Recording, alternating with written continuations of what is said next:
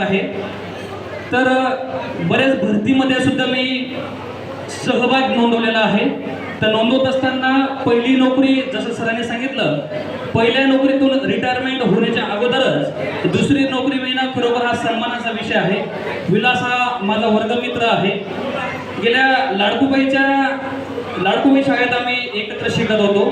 त्याच वेळेस तो देखील स्पोर्ट्समन होता, मी देखील स्पोर्ट्समन होतो. खो खो हा आमचा इव्हेंट होता. बऱ्याच वेळेस खो खोच्या माध्यमातून आम्ही बाहेरगावी खो खो खेळण्यासाठी बरेच सोबत राहिलेलो आहोत. त्यानंतर आर्मीची प्रॅक्टिस करत असताना सर ह्या व्यक्तीला मी 2 वेळेस प्रॅक्टिस करताना बघितलं. आज त्यांनी 17 वर्ष या ठिकाणी सर्व्हिसमध्ये त्यांनी सेवा दिलेली आहे. सेवा देत असताना 17 वर्षापूर्वी तो ग्राउंडला मला दिसला होता. परत एकदा मागच्या गेल्या 1 वर्षापासून मी त्याला ग्राउंडला पोलीस भरतीची तयारी करण्याकरता ग्राउंडला बघितला. जीवन जगत असताना कधी कधी असं वाटायचं की आता माझं देखील वय 35च्या आसपास आहे. 35च्या आसपास आल्यानंतर लग्नानंतर बऱ्याच जबाबदाऱ्या असतात. सर जबाबदारी करत असताना बरेच वेळेस दिवसभरातून आई वडील पत्नी मुलगा याचे बरेच कॉल येत असतात. मी बऱ्याच वेळेस विचार करतो की बाबा हे सेनेवरचे जवान असतात, हे घरापासून एक 700-800 किलोमीटर दूर असतात, 1000 किलोमीटर असतात. मला फोन करत असताना दूध घेऊन या किंवा आईचा कार्य कुठे आहे, जेवला का, लवकर घरी ये, हे करत असताना मी एक विलासच्या त्याच्या पात्रात जाऊन बघितलं.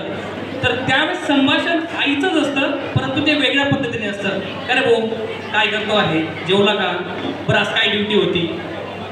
म्हणजे ते करत असताना आणि सर संयम पण असा दिसला. हे करत असताना आपण सर पाचोऱ्याला गेलो होतो. पोलीस भरती झाल्यानंतर संजू नानांनी बोलवलं होतं की बाबा या त्याला आपण सत्कार करूया. तर त्याच वेळेस प्रवासात त्याला कॉल आला, तो ड्रायव्हिंग करत होता की वडिलांना काहीतरी कात्री लागली. तर मी जर असतो त्याच्या जागी तर एक हळबळलो असतो, काय झालं बुवा, लागली फोन, सर काहीतरी प्रॉब्लेम झाला. तर एकदम शांततेत त्या ठिकाणी कोण आहे, लागलीच भावाला फोन केला, भाऊ तू कुठे आहे, पप्पांना असं झालेलं आहे, तो दवाखान्यात घेऊन जा.